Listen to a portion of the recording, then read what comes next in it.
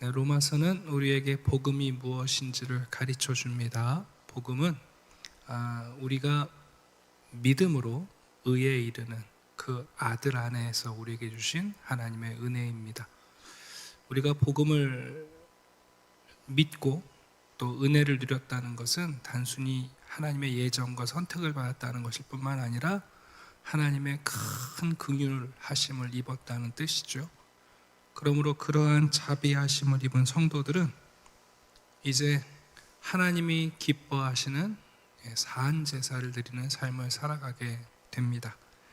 우리가 어제 본 것처럼 하나님이 기뻐 받으시는 사한 제사, 우리의 일상에 합당한 예배는 이 세대를 본받지 않는 겁니다. 자꾸만 세상은 우리에게 이렇게 살아야 한다고 붕어빵 기계처럼 우리를 찍어내려고 해요.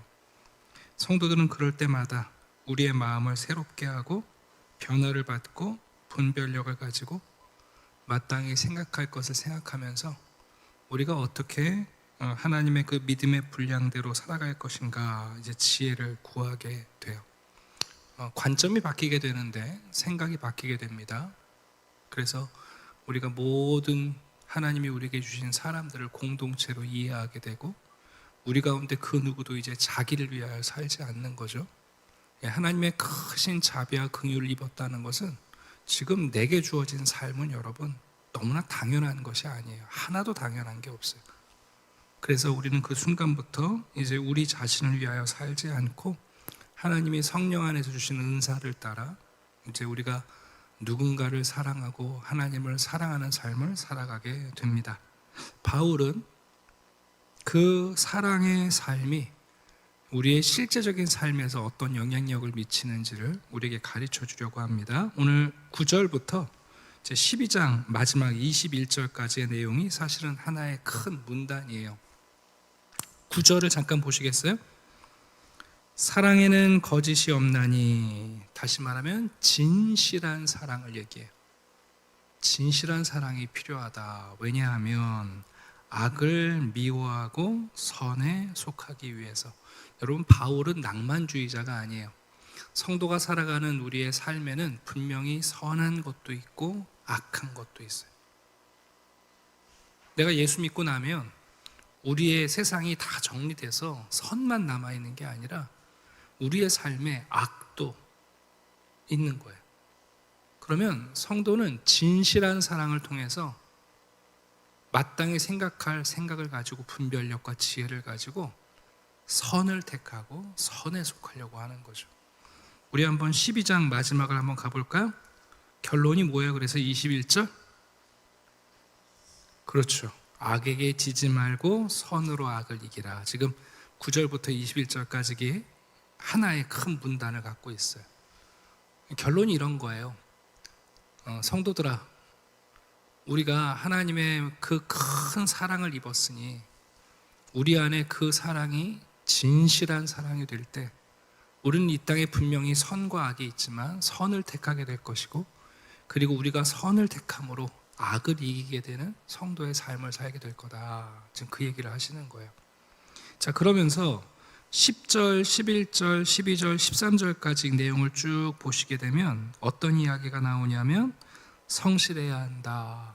소망과 인내를 붙잡고 살아야 한다. 자비를 베풀어야 한다. 그리고 원수에게도 관용과 긍휼을 베풀어야 한다. 이 얘기는 갈라디아서 5장에 보면 우리가 흔히 말하는 성령의 열매의 9가지 항목을 동일하게 나열하고 있어요. 갈라디아서 5장을 보면 여러분 어떻게 시작돼요? 오직 성령의 열매는 하고 사랑, 희락, 화평, 오래 참음, 자비, 양선, 충성, 그리고 온유, 그리고 마지막이 절제하고는 이 같은 것 이렇게 나오죠. 등등등. 가끔 사람들이 오해하는 게 주일학교 때는 성령의 열매하고 이제 포도 그림의 9가지 그리잖아요. 근데 여러분 앞에 오직이란 단수가 붙었네요. 성령의 열매가 몇 가지예요? 9가지 맞아요. 근데 왜 앞에 오직하고 단수가 붙죠? 헬라어 원어를 보면 오직 성령의 열매는 사랑하고 쉼표가 찍혀 있어요. 그리고 나서 나머지 8가지가 쭉 나열되면서 이와 같은 것 등등등 이렇게 돼 있는 거예요. 자, 성령의 열매는 뭐예요? 한 가지? 사랑이에요.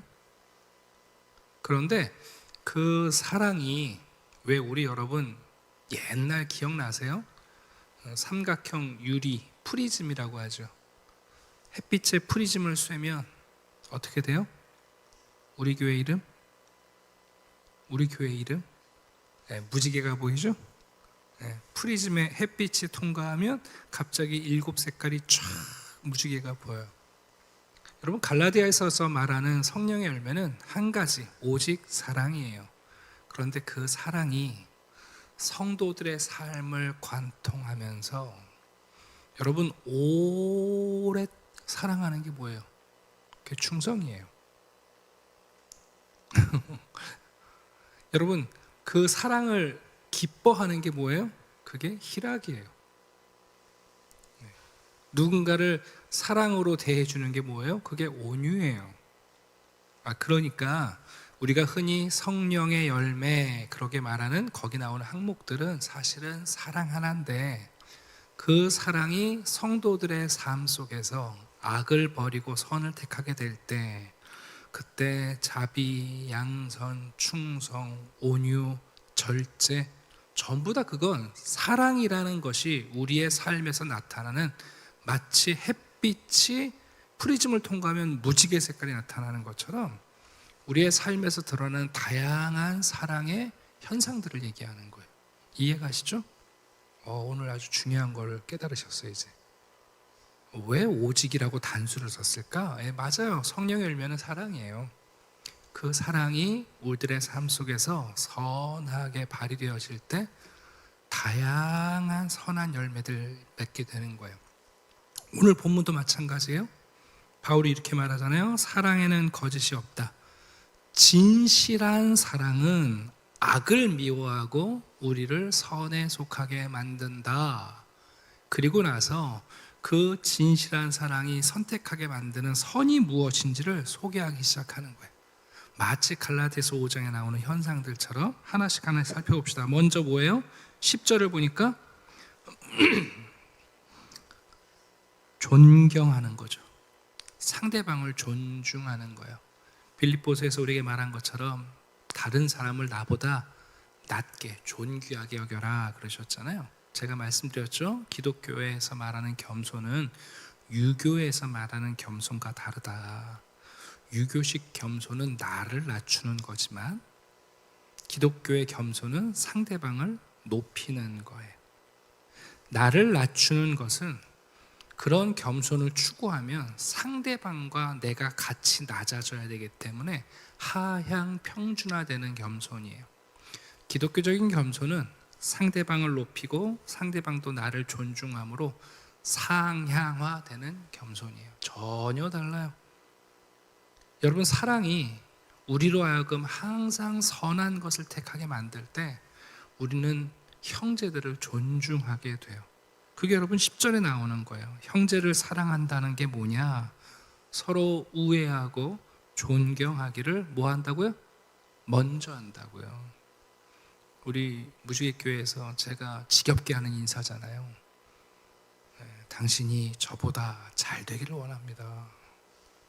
당신이 저보다 먼저입니다. 네. 여러분, 그게 사랑이 선을 선택하는 거예요. 우리가 형제와 자매들, 이웃을 만나요. 그때 우리 안에 이 사랑이 나를 관통하면서 악을 선택하는 게 아니라 선을 선택하는 거예요. 그게 상대방에 대한 존중으로부터 나타난다는 거예요. 여러분, 여기 나오는 내용들은 매우 단순하지만 실제적인 힘이 있는 가르침이에요. 11절을 볼까요? 뭐라고 말씀해요? 여러분, 진실한 사랑, 거짓이 없는 사랑은요, 우리를 부지런하게 만들어요. 여러분, 사랑은 절대 게으르지 않습니다. 여러분, 땅을 사랑하는 농부는 부지런하게 땅을 경작합니다. 네. 자기 기업을 사랑하는 여러분 기업가는 여러분 기업을 일구는데 최선을 다합니다. 공부, 배움을 사랑하는 사람들은 여러분 게으르지 않고 연구합니다. 여기 보시게 되면 열심을 품고라는 말이 이제 원어적인 의미는요 이렇게 되어 있어요. 불타는 영으로 이렇게 되어 있어요. 이 열심을 품는다는 게 뭐냐면 불타는 영으로, 식어지지 않는 마음으로, 열정으로 부지런하고 게으르지 말라 말씀합니다. 자, 12절을 보시게 되면 뭐라고 또 말씀합니까? 소망을 항상 소망 중에 있으라 그러죠. 그래서 사랑은 낙심하지 않아요. 여러분 사랑은 한 번 실천하고 나서 상대방이 안 받아줬다고 낙심하는 게 아니에요. 진실한 사랑은 내가 한 번 씨를 뿌렸는데 열매가 안 나네, 그리고 여러분 그냥 파헤쳐 버리지 않아요. 진실한 사랑은 늘 소망 중에 있어요. 그게 여러분 선이에요. 그러나 악한 사랑은 여러분 소망을 뿌리째 뽑아버려요. 뿐만 아닙니다. 환난 중에 어떻게 한다고요? 인내한다는 거예요. 어떻게 인내합니까? 고난 중에도 기도하고 기다리고 하나님을 앙망하고 하나님이 나타나 도우실 것을 갈망하고 인내하는 거예요. 여기 보면 환난 중에 참으며 기도에 항상 힘쓰며. 아무것도 할 수 없을 때가 있어요. 정말 아무것도 할 수 없을 때. 그때도 성도들은 기도하며 있네. 왜냐하면 기도하지 못할 때라는 건 없으니까. 여러분 13절 봅시다. 또 여러분 진실한 사랑은 무엇을 선택하는가? 기회가 있는 대로 성도들의 쓸 것을 여러분 채웁니다. 그리고 나그네를 대접하는 일을 행합니다. 자비와 양선을 얘기하는 겁니다. 도움이 필요한 영혼에게 먼저 다가갈 줄 아는 거예요. 사람들이 얼마나 강포하냐 하면 그런 얘기해요. 아니 힘들 때 얘기하면 내가 도와줬지. 나한테 말을 안 하니까 내가 안 도와줬지.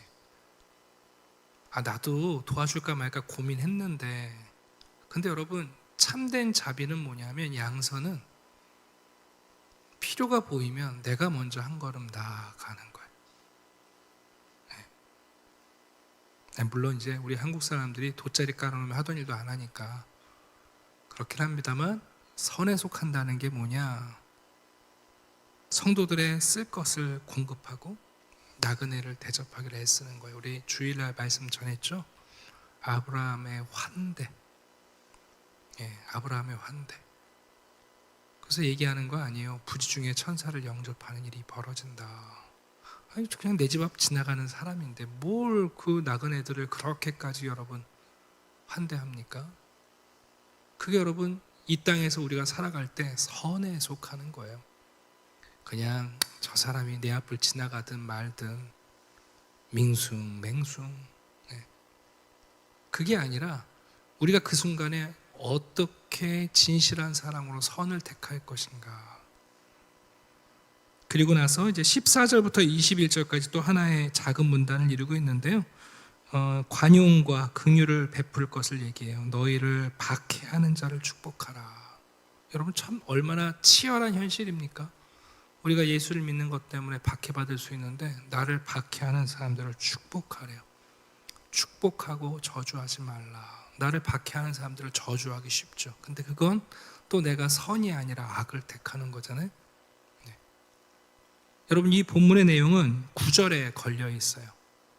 성도들에게 얘기하는 거예요.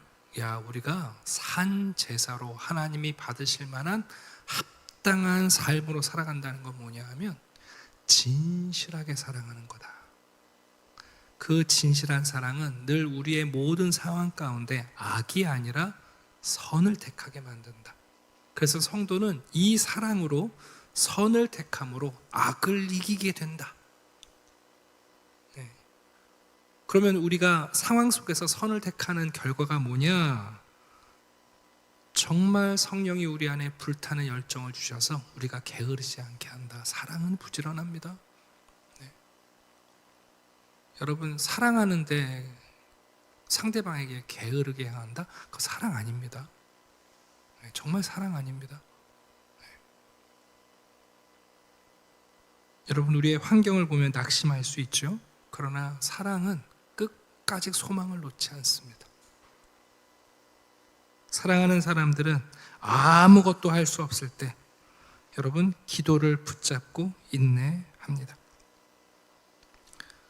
도움이 필요한 때에 미루거나 적당하게 회피하는 게 아니라 우리가 먼저 나아가고 필요를 채우기 위하여, 또 나에게 아무것도 줄 수 없는 나그네일지라도 그들을 영접하는 것을 우리가 택합니다. 그게 선을 택하는 겁니다. 사람들은 윤리적인 지침을 생각해요. 선과 악이 있으면 내가 선을 잘 분별해서 착한 일을 해야 된다는 거죠. 근데 여러분, 여기서 놓치지 않아야 할 게 뭐냐면 그냥 우리가 착한 일을 선택할 수가 없다는 거예요. 우리 안에 하나님이 자비하심으로 베풀어 주신 진실한 사랑이 있을 때만 선을 택하는 거예요. 여러분, 나를 사랑하지도 않고 내가 사랑할 사람도 없는 사람들이 어떻게 선을 택해요? 악을 택하죠. 왜 저 사람은 악을 택하는가? 왜 저 사람은 선한 일을 하는가? 그 핵심은 그 사람 안에 여러분 진실한 사랑이 있느냐 없느냐의 문제예요. 그래서 오늘 로마서 12장 9절부터 21절의 내용은 사실은 갈라디아서 5장에 나오는 성령의 열매와 동일한 이야기예요. 성령의 열매는 오직 하나, 사랑이에요. 근데 그 사랑이 우리들의 삶의 다양한 상황 속에서 다양한 컬러가 나타나듯이 다양한 성품들로 선을 선택하게 만듭니다. 결국 여러분, 그래서 우리는 사랑으로 이깁니다.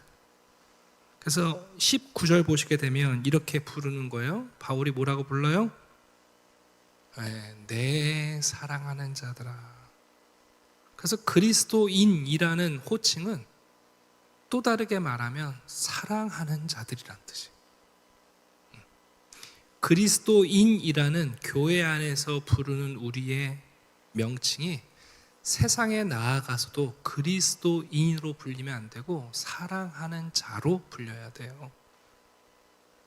교회 다니는 사람이 되면 안 돼요. 예수 믿는 사람들로 끝나면 안 돼요. 그리스도인이 세상 사람들 속에서는 사랑하는 자로 드러나야 돼요.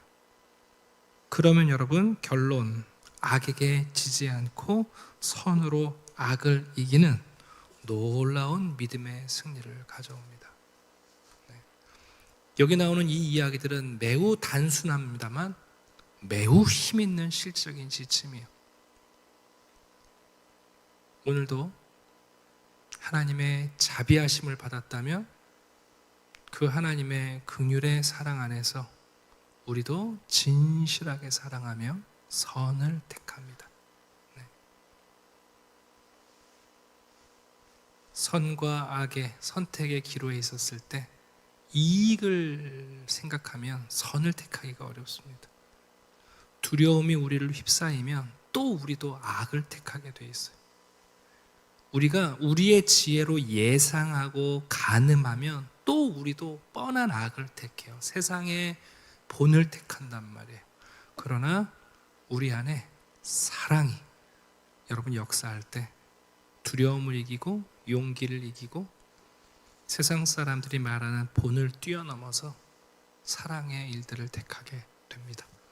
자, 오늘도 사랑으로 악을 싸워 이기시는 진실한 사랑하는 자들이 되시기를 주님의 이름으로 축복합니다.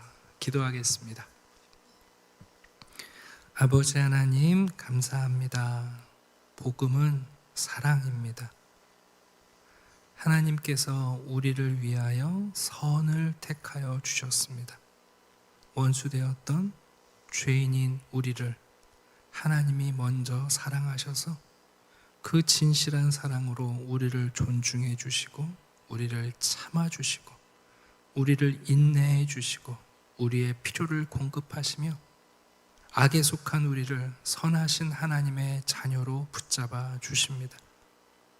우리에게도 이 진실한 사랑을 허락하셔서 우리의 일상 속에서 매 순간 악에 속하지 않고 선에 속하는 성도들이 되게 해 주시옵소서. 형제들을 존중하게 하시고 사랑하게 하시고 결코 하나님 게으르지 않은 사랑으로 소망을 잃지 않고 아무것도 할 수 없는 순간에라도 기도하게 하시고 나그네들을 대접하며 우리가 할 수 있는 나를 박해하고 핍박하는 사람들에게조차 축복하며 하나님이 나를 선대하신 것처럼 우리도 일상 속에서 사랑 안에 선을 택하는 지혜로운 성도들이 되게 해 주시옵소서. 우리가 그리스도인이란 이름으로 만족하지 말게 하시고 세상 가운데 사랑하는 자로 드러나게 하셔서 악한 세상을 이기는 하나님의 선한 백성들이 되게 해 주시옵소서. 감사드리며 예수 그리스도의 이름으로 기도드립니다. 아멘.